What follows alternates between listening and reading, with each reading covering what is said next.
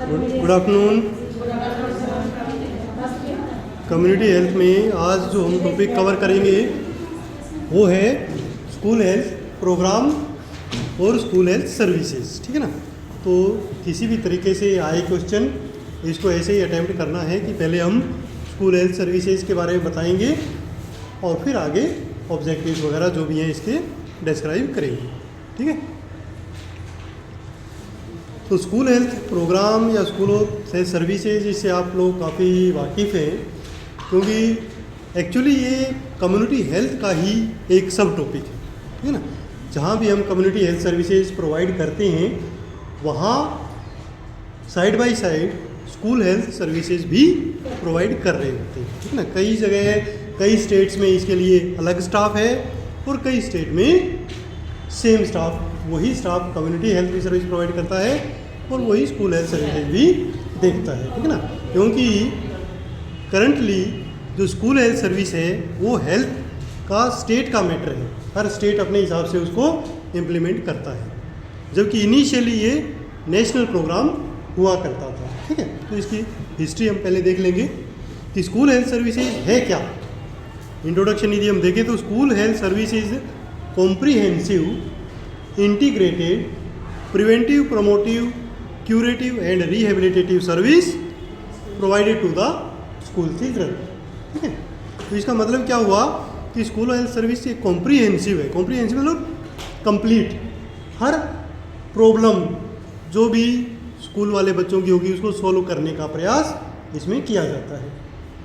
दूसरा, it is integrated. Integrated means मिली हुई है किसके साथ? कम्युनिटी हेल्थ सर्विस के साथ।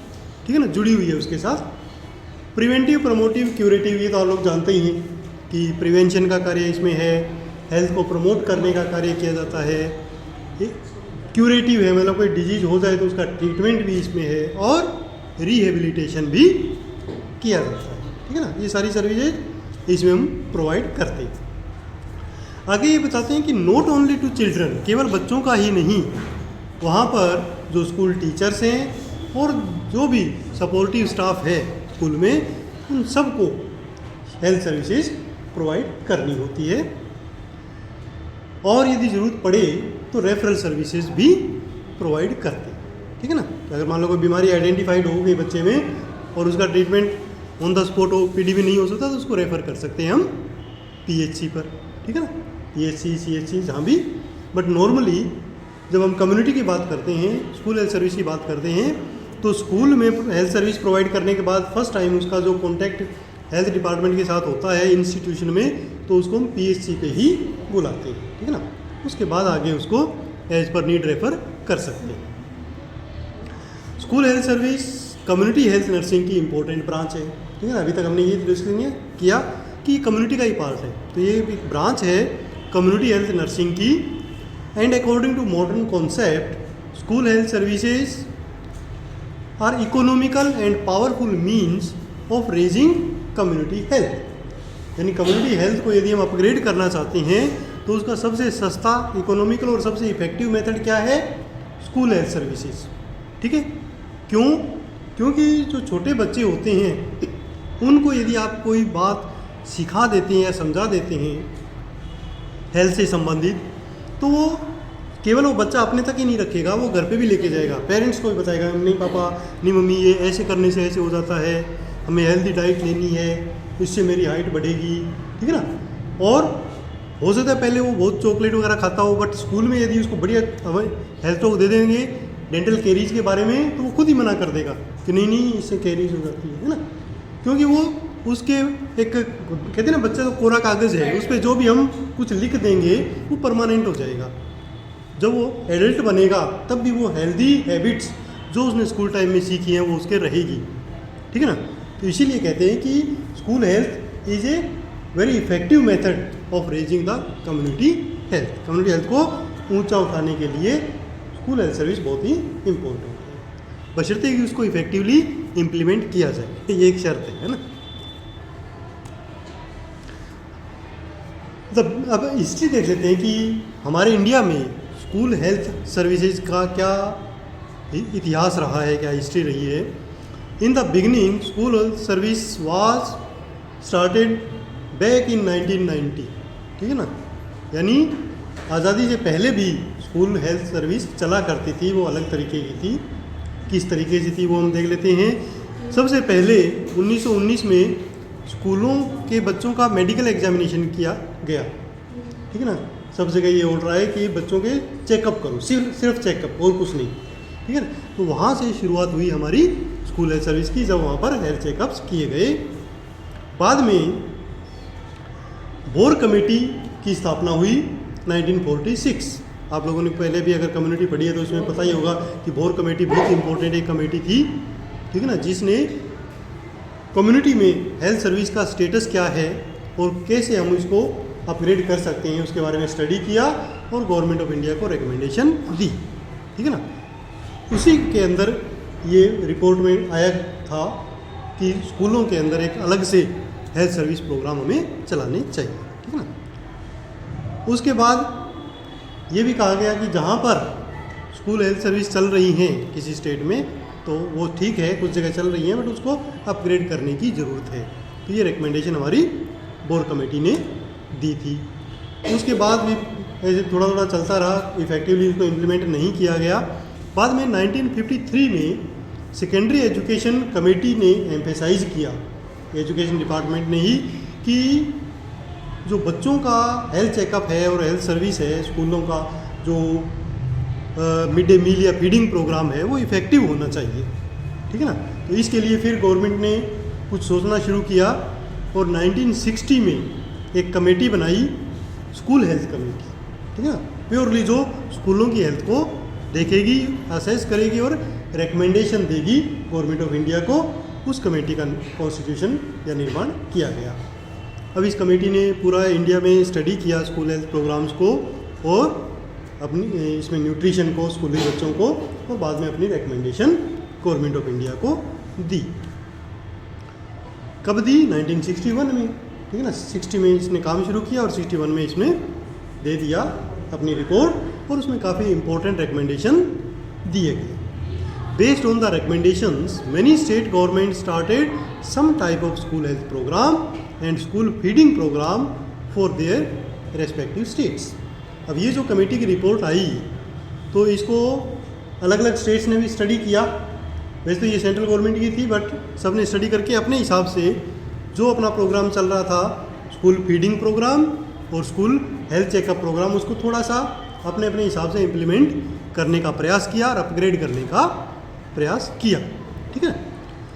और सब जगह अलग अलग, कोई स्टेट कैसे ही चला रहा था, कोई स्टेट कैसे ही चला रहा था। इस परिस्थिति को देखते हुए 1977 में सेंट्रल गवर्नमेंट ने एक सेंट्रल स्पॉन्सर्ड प्रोग्राम पूरे इंडिया में शुरू किया, जो नेशनल प्रोग्राम के रूप में काम किया उसने, कि सब जगह एक जैसी कार्य होना चाहिए पूरे इंडिया में, और ये था स्कूल हेल्थ प्रोग्राम 1977, ठीक है। बाद में 2 साल बाद ही 1979 में ये प्रोग्राम स्टेट्स को दे दिया कि आप लोग ही चलाओ इसको, बट जो प्रोग्राम चलेगा उसका जो तरीका होगा वो वही होना चाहिए जो सेंट्रल गवर्नमेंट ने जो कमेटी के रिकमेंडेशन के बेस पे पॉइंट्स बनाए थे। अपने अपने स्टेट के हिसाब से, अपनी डेमोग्राफी के हिसाब से, अपनी पॉपुलेशन के हिसाब से थोड़ा बहुत चेंज वो लोग कर सकते थे। तो कंप्लीट हैंडओवर हो गया ये प्रोग्राम 1979 में। अब हर स्टेट का अपना अपना स्कूल हेल्थ प्रोग्राम है करंटली। ये मैंने आपको बताया था, दिल्ली का अलग है, राजस्थान का अलग होगा, नॉर्थ ईस्ट का अलग होगा, और ज़्यादातर स्टेट्स में जितना मैंने अभी देखा है उसमें कम्युनिटी हेल्थ के साथ मर्ज किया हुआ है। आपने दिल्ली में भी देखा होगा 3-4 साल पहले तक स्कूल हेल्थ प्रोग्राम अलग होता था, स्कूल हेल्थ डिपार्टमेंट भी था MCD का, बट बाद में वो मर्ज हो गया है ना। हाँ, बहुत सारे स्टेट्स में मर्ज हो गया है ना। What about your state? They are the program is implemented separately or separately? हाँ, in some states school health program is still implemented separately. Okay, in many states.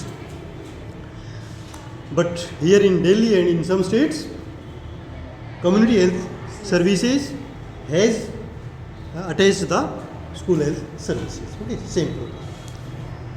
Now another question arises, what are the objectives of school health program?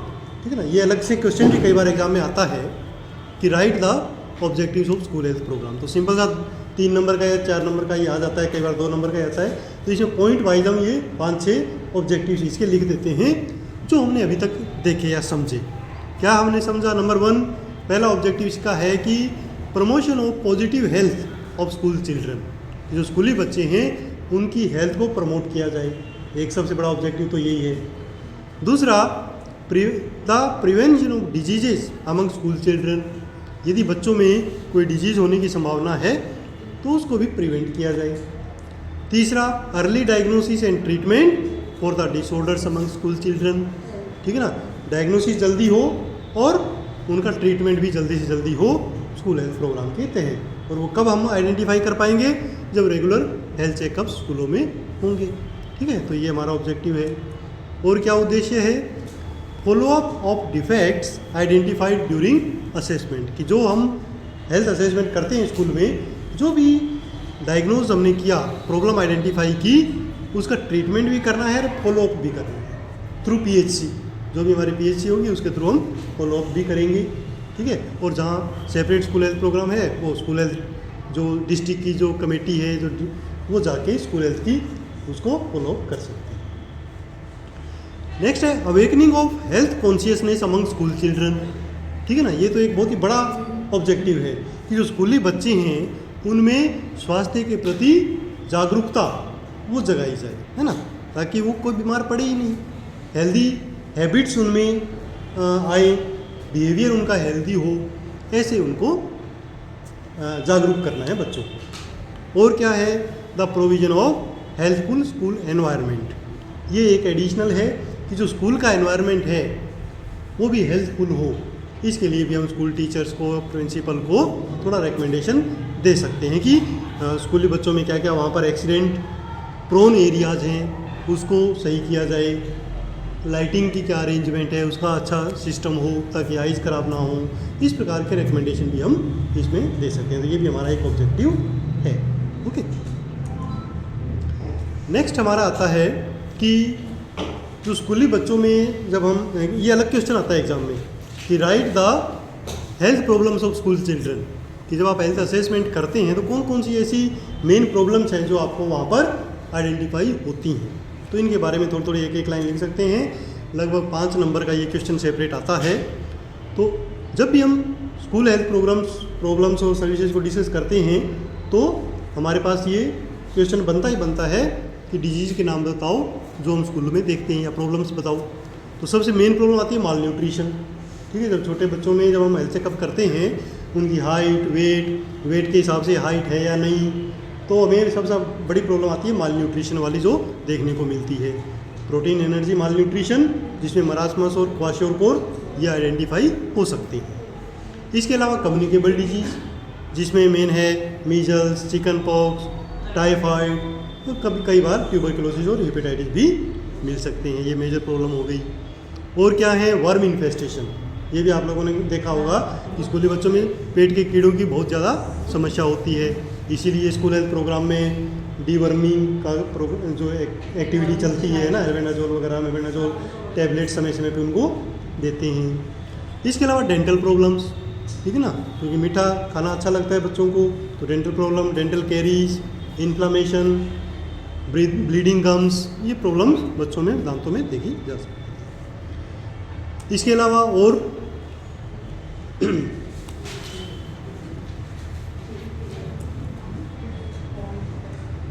Mental health problems भी कई बार आती हैं, ठीक है ना। जो कुछ ऐसी प्रॉब्लम्स हैं जहाँ पेरेंट्स अलग अलग रहते हैं, तलाक हो गया कई पेरेंट्स में, सेपरेटेड फैमिलीज़ हैं, ब्रोकन फैमिलीज़ हैं, ठीक है, या कुछ और प्रॉब्लम की जो उनकी संगत है मोहल्ले के बच्चों की वो कोई अच्छी नहीं है, तो उससे भी कई बार मेंटल स्ट्रेस बच्चे को देखने को मिलता है। नॉट ओनली डिप्रेशन या स्ट्रेस, कई बार जुवेनाइल डेलिक्वेंसी जैसी प्रॉब्लम भी आ जाती है। जुवेनाइल डेलिक्वेंसी का मतलब समझते हैं? बाल अपराध, जिसमें बच्चा स्कूल से भागना, जेब कतरी करना, ठीक है ना, इस टाइप के गैंग्स में शामिल भी होने की संभावना रहती है। तो ये मेंटल हेल्थ प्रॉब्लम्स के अंदर ही शामिल होती है, तो इनको हम आइडेंटिफाई कर सकते हैं। इसके अलावा स्किन प्रॉब्लम्स, ठीक है ना, क्योंकि स्किन प्रॉब्लम आपको पता ही है कि ये इन्फेक्शियस कॉन्टेजियस डिजीज़ है। बच्चे आपस में बैठते हैं, खेलते हैं, तो स्किन प्रॉब्लम्स भी उनको हो सकती है, जिसमें फंगल इन्फेक्शन, वार्ड्स, स्केबीज, ये काफ़ी कॉमन है ना, ये डिसऑर्डर हो सकते हैं। आई प्रॉब्लम, ठीक है, नियर साइटेडनेस, फार साइटेडनेस, ठीक है ना, चश्मा के नंबर बढ़ना, दिखाई नहीं देना बोर्ड पे कि क्या लिखा हुआ है, तो इनको हम स्कूल हेल्थ चेकअप के दौरान आइडेंटिफाई कर सकते हैं और अर्ली डायग्नोसिस करके और ट्रीटमेंट के लिए चश्मा वगैरह रेकमेंड कर सकते हैं। इसके अलावा year problem, mainly otitis media, ठीक है ना, मिडल ईयर की प्रॉब्लम, कान का बहना, ठीक है ना, डिस्चार्ज या हियरिंग डिसऑर्डर भी इन बच्चों को कॉमन होते हैं। तो ये छोटा सा एक हमारा क्लास थी, चैप्टर थी, जिसमें बेसिकली 3 टाइप के क्वेश्चन हमारे बन सकते हैं। एक तो ऑब्जेक्टिव्स क्या हैं, ठीक है, प्रोग्राम के बारे में इंट्रोडक्शन, और जो हिस्ट्री है वो तो जस्ट एक अंडरस्टैंडिंग के लिए है, उसमें से नॉर्मली क्वेश्चन नहीं आता है। ऑब्जेक्टिव के बारे में क्वेश्चन आ सकता है, प्रोग्राम क्या है उसके बारे में थोड़ा सा, और मेन हेल्थ प्रॉब्लम्स जो स्कूली बच्चों की होती है उनकी लिस्ट बनाना भी कई बार एग्जाम में आ जाता है, ठीक है ना। तो आज के लिए इतना ही, बाकी कुछ स्कूल हेल्थ प्रोग्राम के बारे में और बातें हैं वो हम नेक्स्ट क्लास में डिस्कस करेंगे।